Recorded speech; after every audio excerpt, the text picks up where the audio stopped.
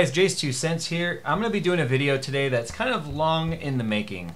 You guys may be surprised to find out I do not upgrade my own system very often. In fact, the graphics card that's in there right now, my GTX780, I bought back in the middle of 2012.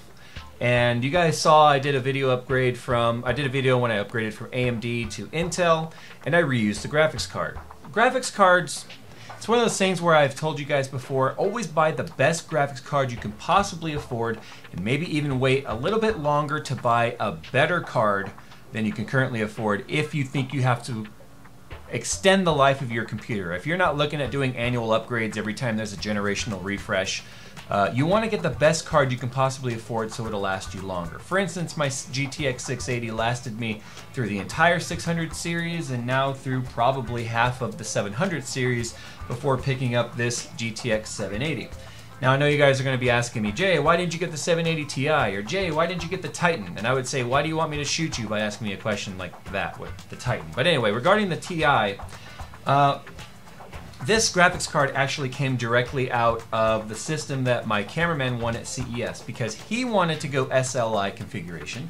He has a matching 680 to mine, so we made a trade. He traded straight across for my 680 and water block for his air-cooled 780. So that's what we're doing today. I like single powerful graphics cards, and he's going to try his hand at running an SLI configuration with two 680s. And ultimately, you guys may be thinking, wow, you got a 780 for a 680? He's a sucker. No, his graphics power is going to outperform this 780. Two 680s is going to blow away a single 780.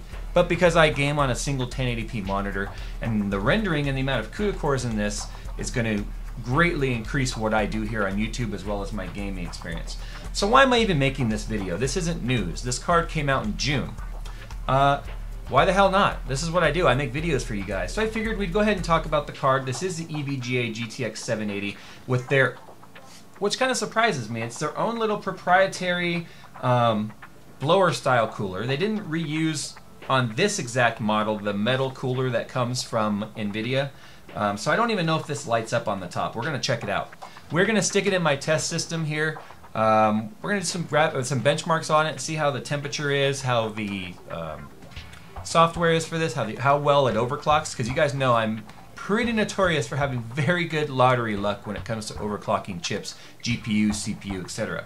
So there's really not a whole lot to talk about this. I mean, it's got all the standard 780 specs that you've come to know from NVIDIA. Requires a 8-pin and a 6-pin power connector. It's a blower style design. It's got black heatsink, which looks really nice. It's got the metal little trim on the top. Again, like I said, I don't know if it lights up. It might. I honestly don't know. We're going to find out. Black PCB. But you guys know me. I know somebody at this point has already wondered, but you're a water cooler, so what are you going to do? Well, I have got... Actually, can you go ahead and hand me that? I have a surprise for you guys here. I was also sent a full cover water block from EK as well as a full back plate. So you guys know me, it is going to be going underwater, but that's for a different video. We're going to go ahead and benchmark this thing, just kind of see how it stacks up, and then let you guys know how I feel about this card, because you can get this card for $499 right now at the time of recording. If you're watching this in the future, it's probably even cheaper. So let's go ahead and get it in the system, see how it performs, we'll talk about some numbers, and then we'll give our conclusions.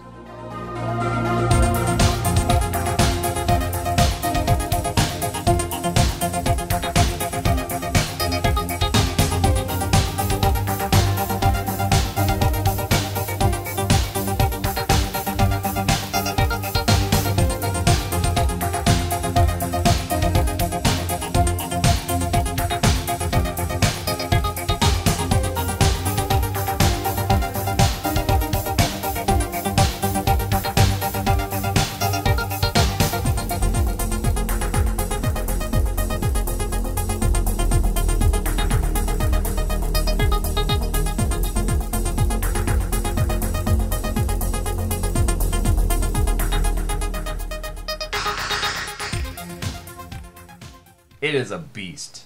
So guys, make sure you stay tuned because I'm going to be putting this card on water. That's what I'm getting ready to do right now after this recording. I'm going to put this thing on water and I'm going to play around with it in my main rig.